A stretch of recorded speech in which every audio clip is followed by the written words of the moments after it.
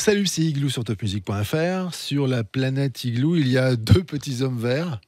Il y en a un qui s'appelle Cédric Simonin. C'est vrai. Bonjour. Et l'autre, Eric Jeantet. Bonjour. Bonjour. C'était pour faire un petit jeu de mots idiot autour du mot vert, puisqu'on va parler du gaz vert aujourd'hui et des offres de gaz vert. Un petit pas pour l'homme, un grand pas pour la planète. Et pour en parler, Cédric, nous recevons Mehena Achili. Bonjour. Bonjour. Vous êtes toujours le directeur commercial B2B et mobilité Grand Est et Bourgogne-Franche-Comté chez GRDF. Jusqu'ici, oui. Tout va bien donc. Cédric, le gaz vert donc. Oui. On en parle de plus en plus, et pour cause, Ouais. parce que c'est vert, et donc c'est bon pour la planète. Et donc, forcément, on en parle dans Igloo. Oui. Alors, je rebondis sur un commentaire sur Facebook qui nous dit, parce qu'on a déjà fait une émission sur le gaz vert, et qui disait le gaz vert écolo, de qui se moque-t-on ?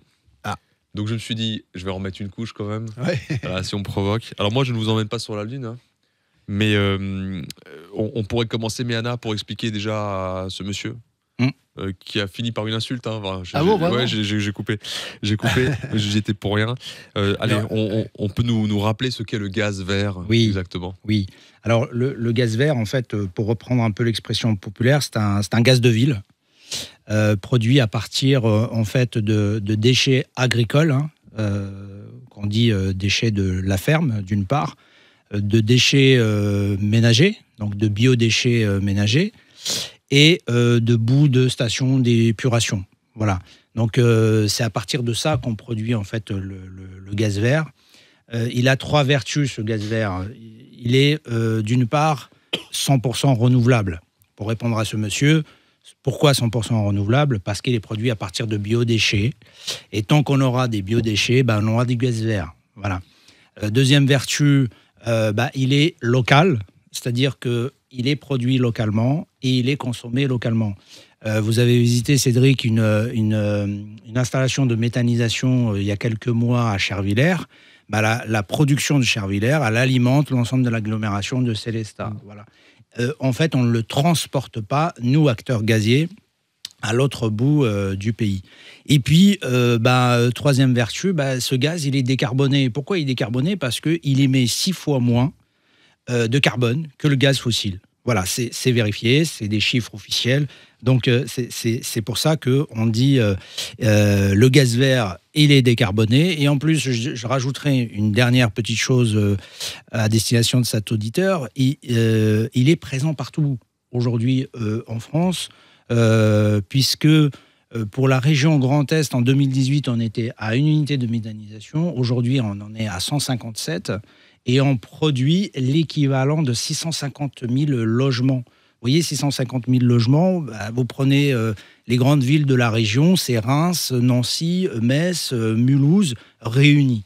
Donc voilà, c'est une réalité et voilà pourquoi on dit en fait que le gaz vert, il est décarboné. Alors le titre... Je pense qu'il a compris, le monsieur. Oui, il a compris. Bon. Alors, il n'était pas obligé de l'insulter, mais je pense qu'il a compris maintenant. Peut-être qu'il pense que c'est fait avec des déchets humains. On ne sait pas. On lui posera pas la question en tout cas. Alors le titre, c'était un petit pas pour l'homme, un grand pas pour la planète. On parle souvent de ces gestes écologiques. En quoi choisir le gaz vert représente-t-il un geste écologique significatif pour le particulier ? Oui, alors pour moi, d'abord, la conscience écologique, elle est individuelle. C'est-à-dire que tous les gestes, tous les petits pas que vous pouvez faire comptent. C'est un peu l'histoire du colibri, vous la connaissez. Chacun sa part. Voilà, chacun sa part. Et sur le gaz vert, choisir une offre de gaz vert, c'est en fait faire le petit bout qui reste en démarrant en fait le recyclage de vos biodéchets à la maison. Tout à l'heure, juste avant d'enregistrer cette émission, je regardais par la fenêtre et on voit bien une box de la ville de Strasbourg destinée aux biodéchets. Donc en fait, les collectivités, depuis le 1er janvier 2024, sont obligées d'organiser la collecte et le recyclage en les acheminant notamment dans les méthaniseurs. Donc ça, c'est le premier point. Le deuxième point, c'est soutenir une filière en pleine expansion. Aujourd'hui, ça y est, on a décollé, c'est les chiffres que je vous ai donnés, on a décollé, on est en vitesse de croisière. Maintenant, il faut aller chercher des économies d'échelle pour qu'effectivement le gaz vert devienne encore plus compétitif. Et soutenir les agriculteurs. Et puis, troisième avantage que je peux vous citer, c'est vous favoriser une production locale. c'est plus que le Made in France. C'est vraiment le Made in Grand Est, par exemple, ou Bourgogne-Franche-Comté, où vous habitez, Eric. Voilà. Donc, si... c'est fait. donc, si vous voulez... Pas toujours. Donc, si vous voulez, voilà la conscience, pour moi, écologique, et chacun peut le faire. Je précise qu'il a aussi une résidence à Monaco. Bon. Il n'est pas toujours en Bourgogne-Franche-Comté. Vous avez parlé de l'offre gaz vert. Oui. Comment justement cette offre, elle permet de concrétiser ce geste écologique? Je dirais par sa simplicité. Aujourd'hui, vous vous chauffez au gaz, vous avez un contrat de gaz, vous appelez votre fournisseur, vous lui demandez une offre de gaz vert. Il va vous faire une offre de gaz vert, 100% de gaz vert. À vous de voir. Si ça vous coûte relativement cher selon vous, vous pouvez prendre un certain pourcentage de gaz vert. Vous pouvez prendre 5%, 10%, 15%. Parce que ça coûte plus cher réellement ? Légèrement plus cher. Le problème est là. Pourquoi il n'y a pas des aides, par exemple, pour que ça coûte moins cher ? Légèrement plus cher. Avant, ça devienne plus industriel et donc plus accessible, si j'ai bien compris. C'est ce que je disais juste avant. C'est-à-dire que soutenir la filière, c'est aussi aller chercher des économies d'échelle pour que le gaz vert devienne compétitif. Voilà. Mais ça se fait pas. Mais ça se fait de plus en plus. Mais en allant consommer du gaz vert, vous allez accélérer en fait la production. Ouais, ça vient du consommateur. C'est l'idée. Ça pourrait venir un petit peu des collectivités. Je pense qu'il y a des aides au niveau des collectivités aussi. Il y a des aides. Si on parle de gestes écologiques à la rigueur, ça nécessite toujours un effort. C'est pour ça que vous trier les déchets, etc. C'est individuel, c'est un geste individuel. Exactement. C'est exactement ça. Et là, si vous voulez, vous n'êtes pas obligé de prendre 100% de gaz vert dans votre offre avec votre fournisseur. Vous pouvez démarrer dès 5%. Ensuite, votre fournisseur ne vous propose pas d'offre de gaz vert, ce qui m'étonnerait. Vous avez un très beau site qui s'appelle énergie-info.fr où vous pouvez aller rentrer la commune où vous habitez, la consommation annuelle, et vous avez des offres de gaz vert de l'ensemble des fournisseurs qui sont d'ailleurs interclassés et vous pouvez choisir. Alors on précise qu'il faut être raccordé au réseau. Il faut être raccordé au réseau de distribution de gaz, oui. C'est important. Celui qui a sa petite bonbonne dans son jardin, il ne peut pas avoir de gaz vert. Non, pas encore. Peut-être dans les années à venir. C'est pas le même gaz. On en connaît un. Alors, maintenant... Je suis auditeur particulier, je me dis tiens, je veux faire ce geste. Oui. J'ai appelé mon fournisseur, il me dit je peux vous proposer du gaz vert. Oui. Je me pose des questions. Oui. Est-ce que la disponibilité de gaz vert, est-ce que c'est totalement disponible, particulièrement pendant les mois d'hiver, oui. où il y a une demande de chauffage qui augmente. Alors est-ce qu'il y aura assez de production de gaz vert, première question. Et puis sur la notion d'approvisionnement.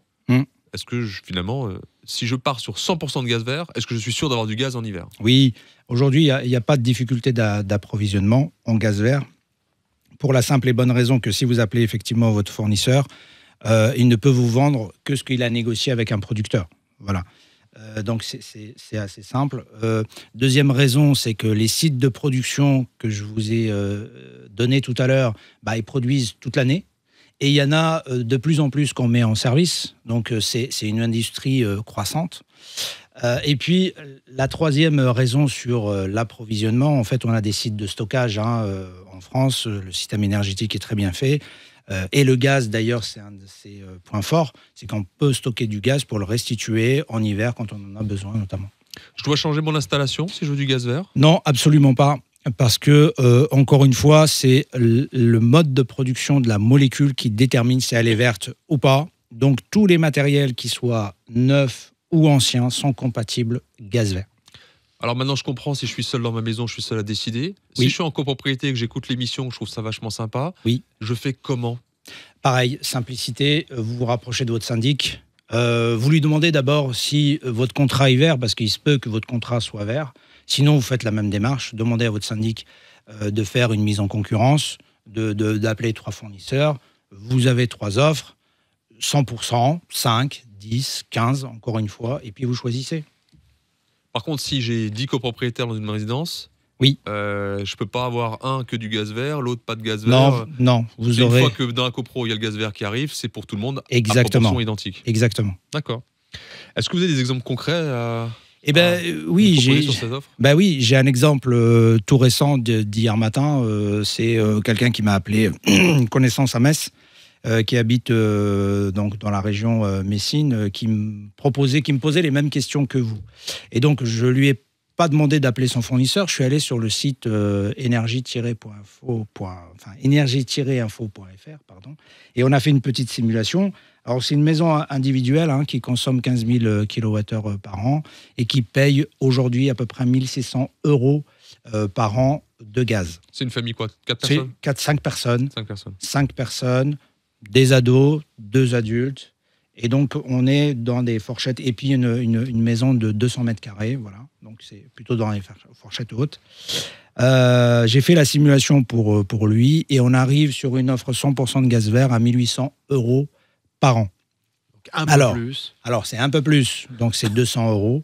Je peux comprendre qu'effectivement, 200 € pour certains, c'est beaucoup. Mais c'est 100% gaz vert. Après, on a discuté, si vous voulez, pour un petit peu changer de paradigme. 200 € par an, on est arrivé à la conclusion que ça faisait 16 € par mois. Quand vous prenez les 16 € par mois, ça fait 50 centimes par jour. 50 centimes par jour, c'est même pas le prix d'un café. Ce matin, j'ai pris un café en venant vous voir. Il n'était pas au gaz vert. Pas de gaz. Et il n'était pas au gaz vert, Pas de gaz. mais il était affiché à 2,30 €. Ouais. Donc vous voyez, pour l'économie peut-être d'un café par semaine, vous participez, vous faites le petit pas mais du pourquoi colibri. ça serait au consommateur de participer? C'est ça, je reviens sur ce que je disais tout à l'heure. Il faut quand même un peu d'incitation, non? Alors, j'allais dire pour conclure l'émission, et d'ailleurs elle est terminée, donc on va conclure. Demander du gaz vert, parce que pour la planète c'est bon, mais ça vous coûte un peu plus. Alors ça fera peut-être l'objet d'une autre émission, je vous propose. Mais par contre, il y a des aides quand même en amont dans le cadre de la production qui sont faites par les pouvoirs publics, qui sont faites par les collectivités. Mais il reste quand même. Là, ce qu'on essaye de faire, si vous voulez, c'est de vulgariser auprès des particuliers. Demandez mon gaz vert. Il est beau mon gaz vert. Vous êtes un bon porte-parole de Jean-Luc Mélenchon, je trouve, aujourd'hui, Eric. Ou n'importe quoi. Ah bon, il y a que Mélenchon qui pense ça qu'il faut... Je plaisante. Ah bon, d'accord. Fais pas de politique. Ah oui, parce que c'est un peu communiste comme façon de penser. Mais on vous connaît, Eric, on vous connaît. Bien sûr. En tout cas, si vous avez... à Monaco, être un peu communiste. Bien sûr. En tout cas, si vous avez une question sur le sujet, appelez le conseiller GRDF sur GRDF. Ok. Ah oui, on fera la prochaine émission en direct du yacht de Cédric Simonin, qui est chauffé au gaz vert. Merci messieurs. Merci. Topmusic.fr, toutes les émissions sont là, sur le site internet bien sûr, igloonair.com, les plateformes de podcast et Facebook Igloo on Air. À très vite pour d'autres émissions et notamment cette série autour de l'innovation.